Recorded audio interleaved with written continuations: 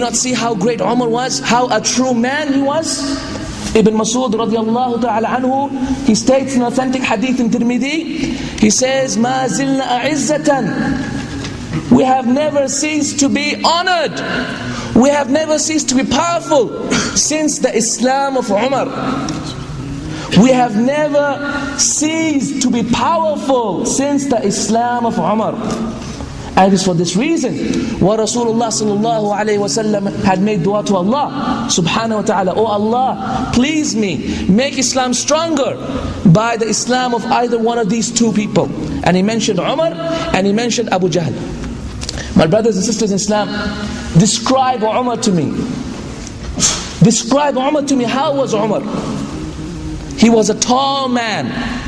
The companions say that he was a tall man until when if he would walk between the people, you could see him because he was so tall. And he was bald. Not completely bald, but very bald. He was tall, he was bald, and was he fat? Was he fat? No, he wasn't fat. He was very, very, very thin. Very, very, very thin.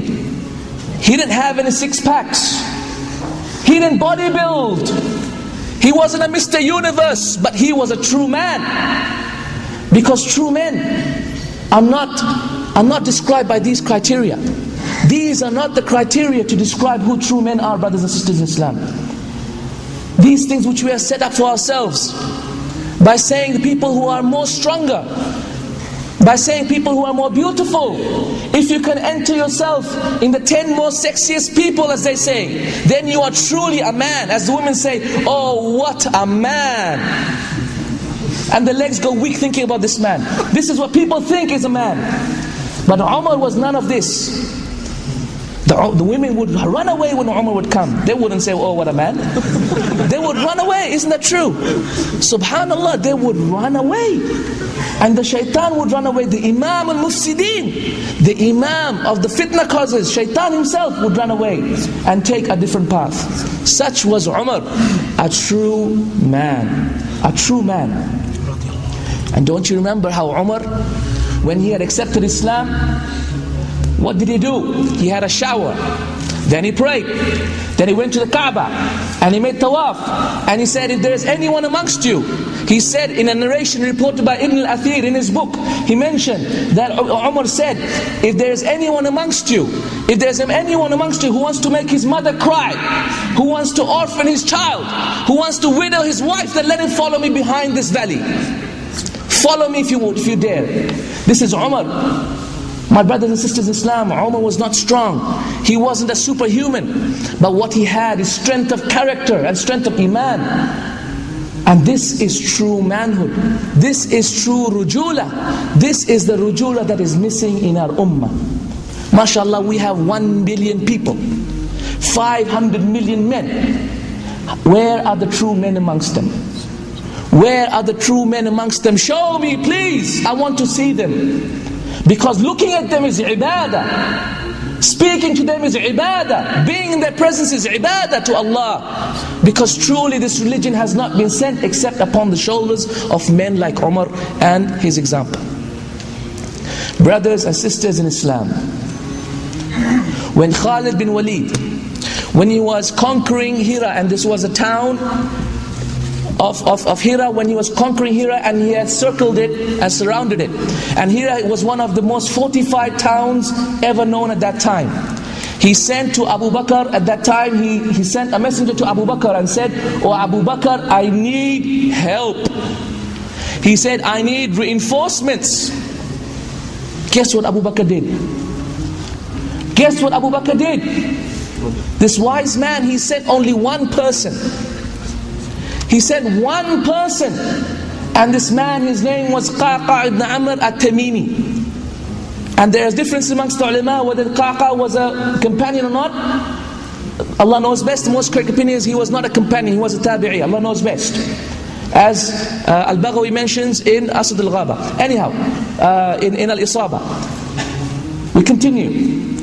Qaqa ibn Amr at-Tamimi was the only person that Abu Bakr sent to this army.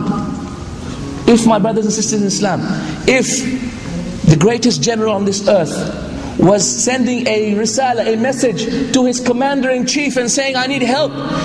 And the only help they sent was one man, what would you say? This guy's lost it. What are you doing? This is madness. You can't win a war with one man. But Abu Bakr said, Naam, I am sending you the equivalent of 1,000 men, he wrote in the message. And he said, the very voice of Qa'qa ibn Amr al-Tamimi, the very sawt, his very voice is better than 1,000 men. And another time, when Amr ibn al-As, when he was conquering Egypt, at the time of Umar radiallahu ta'ala anhu, he said, Umar, I need madad, I need help. And so Umar wrote back to him, I am sending you 4,000 men. How many did he send? He sent 4. He sent Miqdad, and he sent Maslama, and he sent Az-Zubair, and he sent Ubaidah ibn Samit. These are the 4 men only that he sent, and he wrote in the letter, I am sending you the equivalent of 4,000 men. My brothers and sisters, we're not talking about war, no. This is not what I'm talking about. I am talking about manhood. I'm talking about how can a single man be worth 1,000 men? How is this ever possible? How can a single man, and you're all men here, if none of you are feeling something in your heart, some shame in your heart, or some anger in your heart, then truly there's something wrong. Go to the doctor tomorrow. Let him check you out. Have an ECG. Make sure it's working well. Brothers and sisters in Islam. Brothers and sisters in Islam. True manhood is truly as scarce as the salt in the food. Do you see how the salt in the food is so little? In the same way are true men, so very few. And that is why Rasulullah sallallahu alaihi wasallam in an authentic hadith in Bukhari, he said, true men are as scarce as the riding camel amongst the hundreds of camels. As you know, the Arabs have camels, and not all of them are suitable for riding. Most of them are suitable for milk and for meat, but only some of them are suitable for riding because most of them are too angry. And so Rasulullah he gave the example that true men are as scarce to find just as the riding beast amongst the hundreds of camels in the ocean of camels there. My brothers and sisters in Islam, not only in the time of the companions, but in the time thereafter, we find beautiful examples of manhood. Beautiful examples of manhood. In fact, are there brothers over here from Yugoslavia? Are there brothers from Bosnia? Anyone here? Probably, perhaps you're too shy to say. But do you know that you owe your Islam after Allah and after Rasulullah ﷺ to Tariq bin Ziyad? This hero of Islam known as Tariq bin Ziyad, do you know his story? Let me tell you his story. Tariq bin Ziyad was a great general of Islam. And he landed on the shores of Europe with 12,000 men. And King Roderick, who was the king of Spain at that time, he met Tariq bin Ziyad with 100,000 Visigoth Christians. How much army did Tariq bin Ziyad have?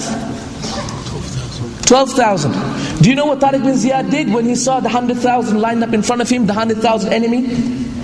He said, you, Muslims, burn the boats. He said, burn the boats. And so all the boats were burnt. In front of their eyes, the boats were burnt. Naam. In front of their eyes, the boats were burnt. And so he told the people, so all people, there is either death by drowning, or death by fighting, or victory in front of us. Make your choice. Make your choice. Look at the manhood. I am amazed at this. Isn't it amazing? 12,000 against 100,000 people? That is truly amazing. Truly amazing. What about, and then what happened? Tariq bin Ziyad, alhamdulillah, by the grace of Allah, he defeated them. Took over Spain, took over most of France, took over a lot of Sicily, and spread and went deep into Europe until he took over all those areas that we now call Yugoslavia, Macedonia and others, where there are so many ample Muslims nowadays. because of this batal, because of this hero and his heroism, and truly understanding that we men have a lot of energy, we men have a lot of potential. Our potential is limitless. Our potential is only limited by our minds. Our potential is only limited by our weak iman. Our potential is only limited by our weak goals. Our potential is only limited by our lack of understanding of the reason why Allah subhanahu wa ta'ala created us, by a lack of understanding of the ability that Allah subhanahu wa ta'ala has given us. Without doubt, brothers and sisters, we can also achieve this. We can also be true men. Nowadays, brothers, when they want to prove their manhood, what do? Slap their women. They hit their women. We hear of wife bashing so much, and they think that this is a sign of manhood. They think that having more muscles and more bumps on your body is a sign of manhood. They think that having more car, or having more, having a nice car and driving around the road fast and having a nice suit and better perfume is a sign of manhood. Rather, it is not a sign of manhood, brothers and sisters in Islam. This is not the sign of manhood. This is not manhood, brothers and sisters in Islam. People think that age is a sign of manhood. They think that when you get older, you become a true man. This is not the sign of manhood. And once, as also been reported by Bukhari in a mu'allaq form, as has been reported that Abdullah ibn Zubair, who was a small boy at the time of Umar. At the time of Umar, in his lifetime, Abdullah ibn Zubair was a small young boy. He was playing with some little boys, and Umar came amongst them. And so the other boys got afraid and they ran away. As you know, people get afraid when they see Umar. And so the other little boys ran away, whereas Abdullah ibn Zubair stayed in his spot. And he stayed in his spot. The smart aleck, he stayed in his spot. And so Umar went up to him and said, "Hey, why didn't you run away? Why didn't you run away?" And he goes, "Ya Amir al-Mu'mineen, I never did nothing wrong. What did I do? I didn't do anything wrong. And the road is big enough for you and me. Let's just pass on." SubhanAllah, look at the manhood that even little children had. And this is why Abdullah ibn Zubair became the Khalifa, and he became the Khalifa after the death of Yazid for how many years, brothers? For 9 years. A righteous companion becoming the Khalifa after Yazid ibn Muawiyah for 9 years. This was Abdullah ibn Zubair, who was later killed by Hajjaj and others. That is a different story. But SubhanAllah, brothers and sisters in Islam, look at the manhood that these companions had.